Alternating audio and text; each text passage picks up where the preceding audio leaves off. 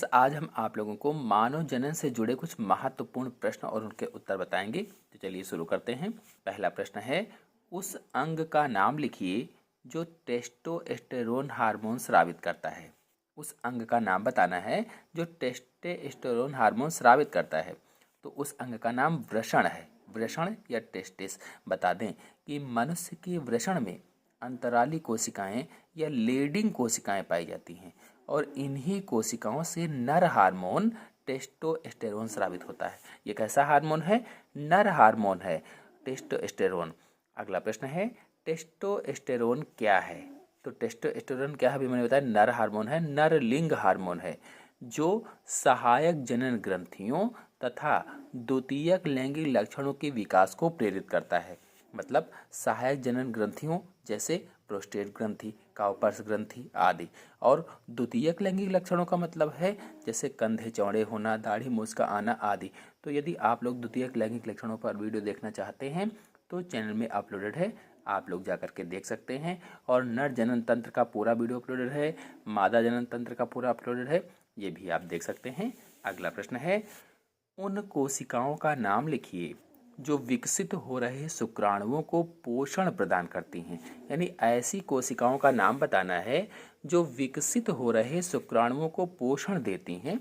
तो इसका आंसर होगा सर्टोली कोशिकाएं। अब यदि प्रश्न पूछा जाए कि सर्टोली कोशिकाएं कहाँ पाई जाती हैं, तो सर्टोली कोशिकाएं वृषण में पाई जाती हैं या टेस्टिस में पाई जाती हैं, जो विकसित हो रहे शुक्राणुओं को ऑक्सीजन और पोषण प्रदान करती हैं। यानी जो शुक्राणु बढ़ रहे हैं, विकसित हो रहे हैं, उनको ऑक्सीजन भी देती हैं और पोषण भी प्रदान करती हैं। अगला प्रश्न है, एक प्राणी कोशिका में 46 गुणसूत्र हैं, उसके शुक्राणु में कितने गुणसूत्र होंगे? प्राणी कोशिका में 46 गुणसूत्र पाए जाते हैं, तो कहा गया है कि शुक्राणु में कितने गुणसूत्र होंगे? तो इसका आंसर है शुक्राणु में 23 गुणसूत्र होंगे। तो मनुष्य की जो जनन कोशिका होती है, जनन कोशिका में अर्धसूत्री विभाजन होता है और अर्धसूत्री विभाजन के फलस्वरूप गुणसूत्रों की संख्या आधी रह जाती है। यानी अर्धसूत्री विभाजन में गुणसूत्रों की संख्या आधी हो जाती है, इसलिए 23 हो जाएगी। अगला प्रश्न है, एक प्राथमिक स्पर्मेटोसाइट में कितने शुक्राणु बनेंगे? प्राथमिक स्पर्मेटोसाइट में कितने शुक्राणु बनेंगे? तो इसका आंसर होगा 4 शुक्राणु बनेंगे। बता दें कि 2 परिपक्वन विभाजनों के बाद, 2 मैच्योरेशन जो डिवीजन होते हैं उसके बाद में प्रत्येक प्राथमिक शुक्राणु कोशिका से 4 कोशिकाएं बनती हैं, इसलिए इसमें आंसर से होगा 4। अगला प्रश्न है, नर व मादा युग्मकों को क्या कहते हैं? तो नर युग्मक को क्या कहेंगे? शुक्राणु, और मादा युग्मक को क्या कहेंगे? अंडाणु। इसलिए नर और मादा युग्मकों को क्रमशः शुक्राणु तथा अंडाणु कहा जाएगा। अगला प्रश्न है, नर व मादा युग्मकों के समेकन को क्या कहा जाता है? यानी जब नर और मादा युग्मक आपस में मिल जाते हैं तो उसे क्या कहते हैं? मिलना क्या कहलाता है? तो मिलना निषेचन कहलाता है। नर और मादा युग्मक जब मिलते हैं तो उस मिलने को, समेकन को निषेचन कहते हैं या फर्टिलाइजेशन कहा जाता है। तो निषेचन की परिभाषा पूछी जाए तो क्या बताएंगे? जब नर युग्मक मादा युग्मक से संलयित होता है या मिलता है या उनका समेकन होता है तो उसे ही निषेचन कहा जाता है। नेक्स्ट क्वेश्चन है, शुक्राणु के शीर्ष में क्या होता है? शुक्राणु के शीर्ष में, तो उसके शीर्ष भाग में एक्रोसोम होता है और केंद्रक होता है, और वही एक्रोसोम जाकर के सबसे पहले जो अंडा होता है, अंडाणु होता है, उससे टच होता है। अगला प्रश्न है, स्त्री के जनन पथ के उस भाग को क्या कहते हैं जहां भ्रूण का पोषण होता है? जनन पथ के उस भाग को क्या कहा जाता है जहां भ्रूण का पोषण होता है?